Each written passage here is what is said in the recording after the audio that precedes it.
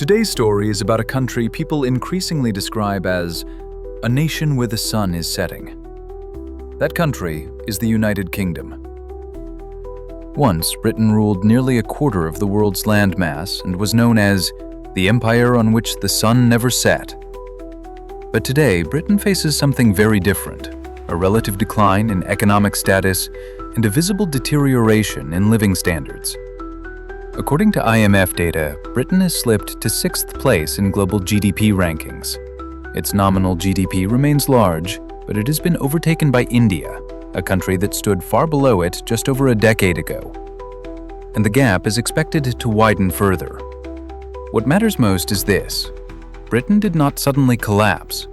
Rather, while other countries surged ahead, Britain remained close to where it was.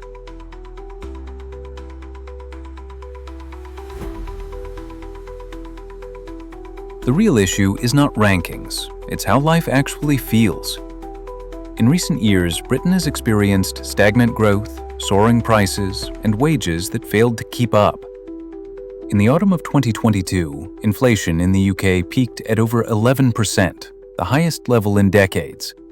And its effects are still being felt today. Wages, however, told a different story. Britain's real wages only returned to roughly their 2008 pre-financial crisis level in the mid-2000s, after more than a decade of near stagnation. In other words, the value of people's income barely increased, while the cost of living exploded. That is why the cost of living crisis is no longer a temporary shock, but a daily reality for British society.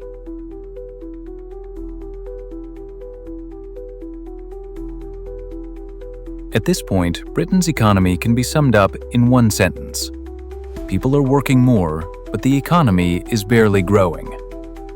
Before 2008, British productivity grew steadily, roughly in line with other advanced economies. But after the global financial crisis, that upward trend came to a halt.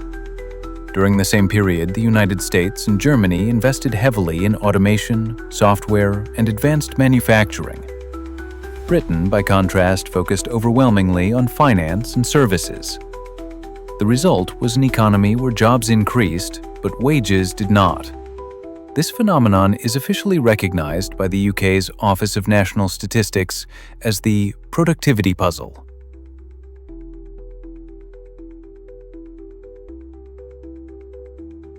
One thing must be made clear: Britain's current situation is not the result of a single event. It cannot be explained by Brexit alone, nor by the financial crisis alone.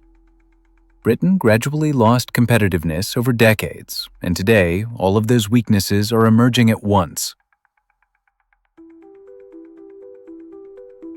In the 18th century, Britain triggered one of the greatest transformations in human history: the Industrial Revolution. Steam engines and spinning machines were not just inventions, they completely reshaped how goods were produced. Britain soon became the factory of the world. But even then, the seeds of decline were already being planted.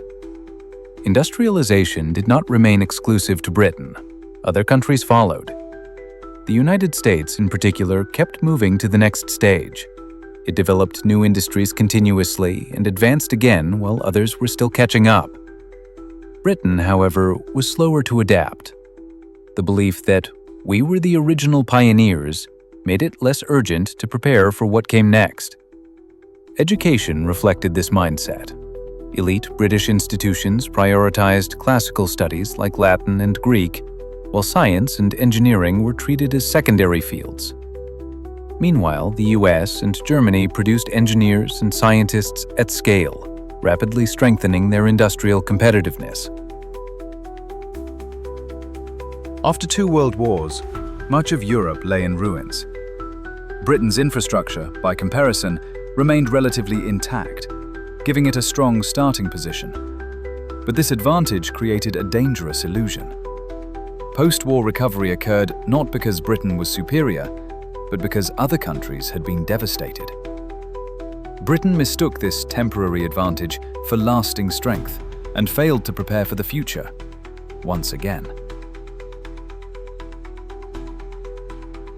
After the war, Britain committed itself to building a comprehensive welfare state. Welfare is essential. Without social safety nets, a society cannot remain stable. But the problem was balance. Powerful labor unions, frequent strikes, inefficient management, lack of investment, and aging industrial equipment combined to weaken British manufacturing. Gradually, Britain lost its industrial edge. By the 1970s, Britain had entered a severe economic crisis. This period became known as the British disease. The response was radical market reform under Prime Minister Margaret Thatcher.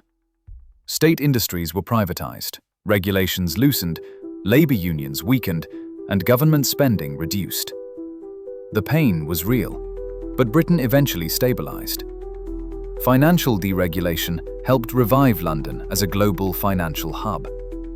Yet this recovery came with a hidden cost. Britain recovered, but failed to rebuild manufacturing or invest seriously in future industries. Economic power became heavily concentrated in finance and services. That imbalance proved fatal in 2008. When the financial crisis hit, Britain had to inject massive public funds to rescue its banks, sending national debt sharply higher.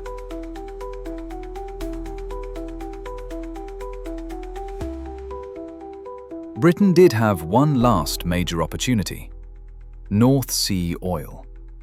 Faced with the same resource, Norway chose the future.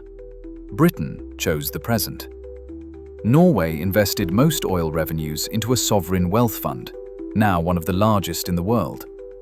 Britain, by contrast, used oil income to cover tax shortfalls and fund welfare and unemployment costs.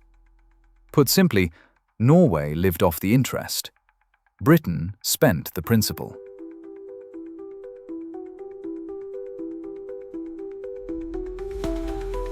One point is crucial. Brexit was not the root cause of Britain's economic problems. Those structural weaknesses already existed. Brexit merely exposed them, making them impossible to ignore. For an economy dependent on finance and services, leaving the EU's single market hit its most vulnerable sectors head-on.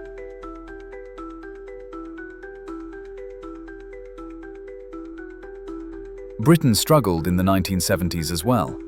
But back then, the population was younger, manufacturing still existed, and recovery paths remained open.